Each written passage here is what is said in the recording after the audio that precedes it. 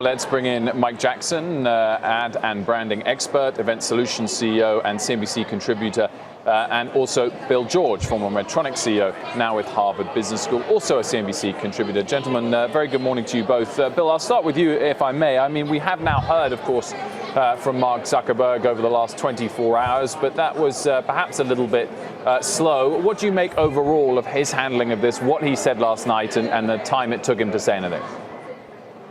Wilfred, I'm extremely disappointed in the way Mark and Sheryl Sandberg have handled this. I've always had a high regard for them, but I think this issue is much deeper, and they've tried to create it as a political issue having to do with the election. This is much broader. It goes to the heart of the Facebook model, and I think that's why they didn't say anything for 5 days, because it threatens not just the political side, it threatens their business model, which is to profile data on 2.5 billion users and to segment that and allow advertisers then to target those people.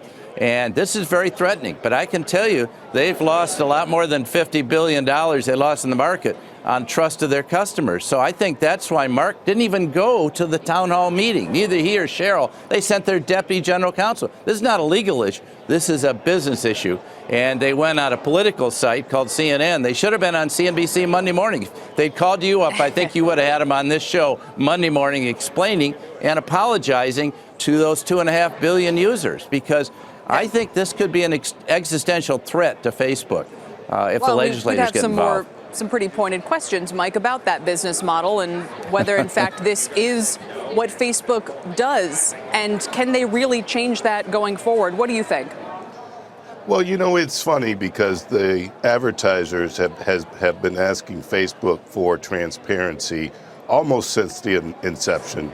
You know, when I was at General Motors, I was one of the early adopters of Facebook because the business model targeting consumers is much more effective than some of the other demand-building options that I had in the marketplace. But if you look at what I truly believe the challenge is they've got to migrate beyond just looking at ad dollars and eyeballs, and to Bill's point, really understand the serious and powerful role that Facebook plays in our lives today. It sounds like, Mike, they're starting to do that, though. It was interesting to hear Mark Zuckerberg try to say, yeah, I get it. We're big, we're powerful. You know, maybe we do need regulation. And now you have investors and analysts upset that he would even put that out there on the table. So, Mike, is this just, you know, part of the evolution where everybody kind of gets it now? They're important enough that they need to have more oversight. But just where's the leadership at Facebook? I mean, they took an issue that's a very serious issue, in their lack of any, concrete, strategy to really deal with the issues that have been bubbling up for the last 3 years. They turned it into a crisis, as Bill said. So, I'd be really interested to hear what Sheryl Sandberg has to say a little bit later today. But it's easier. It strikes me, Mike, that it's actually easier for Facebook to handle this as a crisis than as this is what we do. This is who we are. Yeah. Yes. Bad information gets shared better than good information on our site. We try to prioritize good publishers, and no one wants to read it. We sell data. We want access to other people's data. Isn't it easier, Bill, for them to paint this as, yeah, this is a crisis we're going to solve, as opposed to, no, this is our business? Yeah, I think absolutely. And I think Mike got it right. It comes down to trust. But, frankly, Facebook's grown too fast. It's too big, too fast, and it's grown out of control. It's a little bit like Dr. Frankenstein's monster, and they don't have control over their own site. They've known all about Cambridge Analytica for 4 years. They didn't act because exactly the reasons Mike said. And I think they're going to have to address this. And I think even on going to Congress, Mark was dissembling a lot. Well, if I'm the right one. See, I don't think he's been straightforward. I think in a crisis, the CEO has to come sit down and say, look, we made big mistakes here. We're going to change this. Here's our vision of how we change this model to regain the trust of our customer, our users. And because if they don't have trust, they'll just go away. And I think that's the huge threat, because then the advertisers are not going to want to deal with them. So I think they're going to have to address with this basic.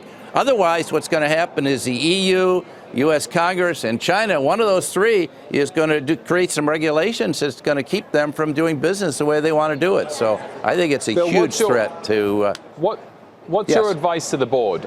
Can the current management pairing still sort this out themselves, or would you be giving a sort of firmer, clearer piece of advice to the board to change things around? Well, Mark Zuckerberg used Don Graham as his mentor. He's got Sue Desmond-Hellmann now, and I think she ought to be saying to Mark, you need to step into this. Just like we're saying here, this is your big test. I would not take him out. He owns 60% of the company, and yes, Cheryl could maybe step up CEO, but I think he deserves another shot. I think he's got enormous potential. This is his crucible, and he needs to face it, but he needs some wise advice. And I thought he'd get it from Cheryl. If he's not getting it from Cheryl, he needs to get it from the board. As a board member, I would take him aside and I say, Mark, you better step up, stop hiding and stop dissembling and stop saying how uncomfortable you are with the media. Get over it. You're a media person. Just get out there and do it and tell the truth. Thank you. Gents, thank you very much for joining us. Hey there, thanks for checking out CNBC on YouTube. Be sure to subscribe to stay up to date on all of the day's biggest stories. You can also click on any of the videos around me to watch the latest from CNBC. Thanks for watching.